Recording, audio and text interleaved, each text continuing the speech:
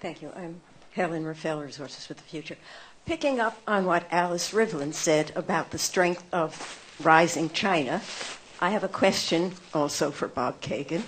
Do you think that given the fact that both America and China want to preserve the ocean ways for trade and so forth, and the fact that we both have Islamic terrorism problems, China with this Xinjiang Uyghur Muslim uprisings every so often or atrocities, is there a possibility that instead of preparing to combat each other, we could be cooperating together on these worldwide problems?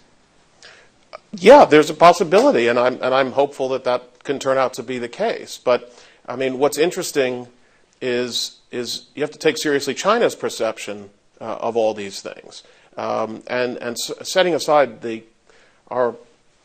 I mean, I don't know how much commonality we have about Xinjiang, quite honestly, but setting that aside, on the issue of the commons and who's going to protect them and how are they going to be protected, the Chinese no longer want the United States to be operating in waterways close to that they consider to be close to their territory. That's what's happened over the past year, right?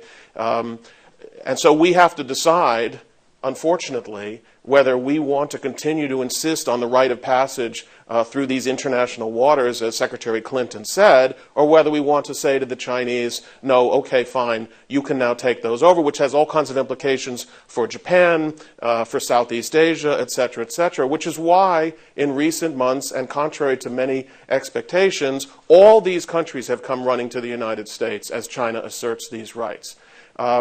China may, I think, being confronted successfully by the United States and its allies, decide to back off that demand and move toward the cooperation that you're talking about. I will only say, from a historical perspective, if you look at the history and behavior of rising powers, including the United States, by the way, the odds are against that, unfortunately. It's not because I'm looking forward to this competition. It's simply that, as a historian, I would say the odds are that they're going to continue to demand that right and increase their capabilities so that the next time they demand it, Hillary Clinton can't go to Hanoi and say no.